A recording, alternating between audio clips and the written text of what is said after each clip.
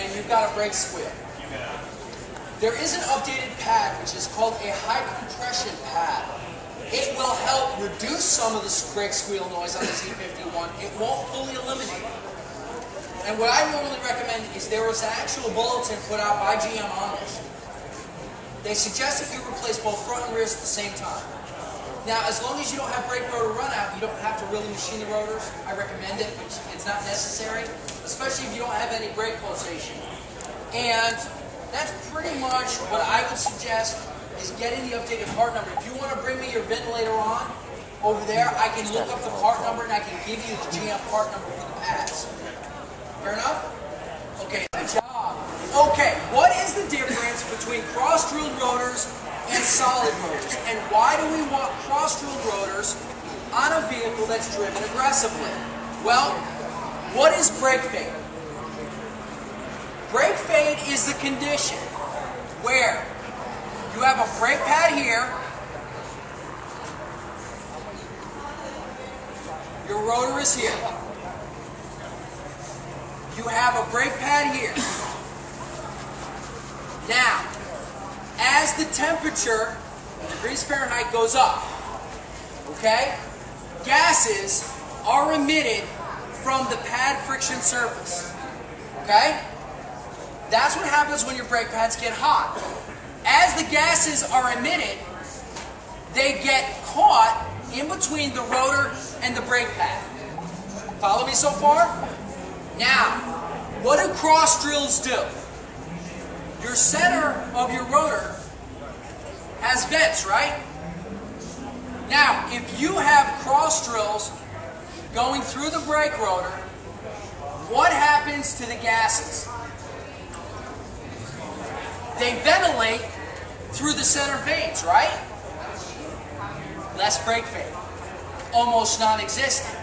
If you drive your Corvette hard, that's where Z51 came from. That's why you go in and you look at any heavy-duty performance braking system, circa ZR1. All the holes in it, heat buildup vents, outgassing. Helps ventilate the outgas to reduce brake fade.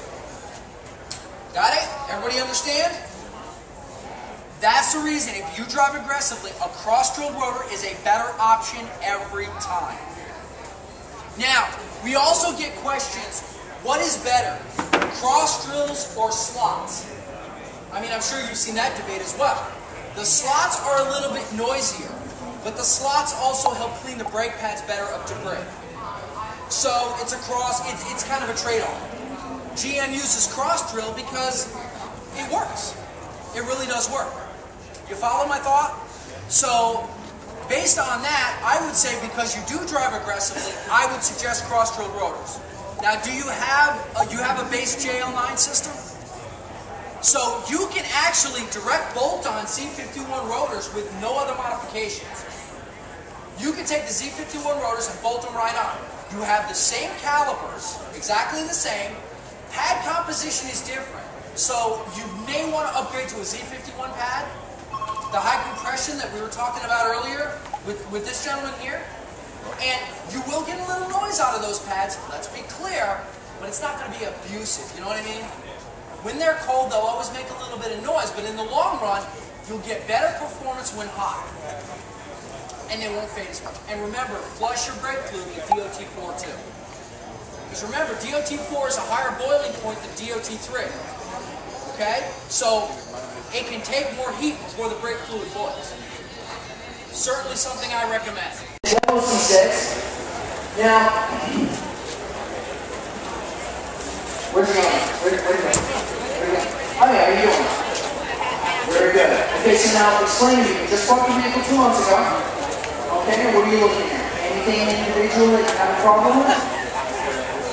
Do a walk around, same thing? Okay, how does the automatic transmission work? Everything look at that? Now this particular model is an 06, which means it does have a 680 automatic. We're going to go through the same thing. We're going to look at the cabin air filter. Now one thing I see before you touching the car is that the cabin air filter door is sitting here. Now we're going to look at that, and then we're going to pull that out, and we're just going to pull the filter out. Now this isn't as bad, but there still is a little bit in there. But this one also has been chewed on a little bit. Okay, just a little bit, certainly not major, but it's also the carbon activated filter, so this one should definitely be changed as well. There was definitely a little bit of chewing on this, but certainly not to the point of that gentleman over there. So I'm just going to knock out the excess, and then we're going to put it back in the vehicle.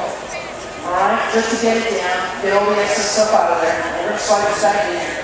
Most cabin filters, like I was saying, they should really be checked and changed, usually every 15,000 miles. That's usually the cutoff point. I mean, the gentleman from Hawaii said that he had that.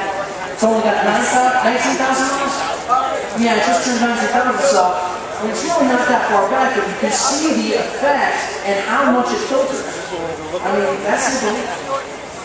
So it's been in storage, so it's certainly possible that in storage, sure, absolutely, something could have got up in there. Now this is the body color top, and I want everybody to be very, very specific. We all know about the recall on the 6th generation for body color tops, for snapping and popping, where it actually delaminates. Now the one thing I would ask you is, did they do a recall check when you bought the vehicle? Yes. Huh? You bought the vehicle, did they say anything about the recall on it? Okay.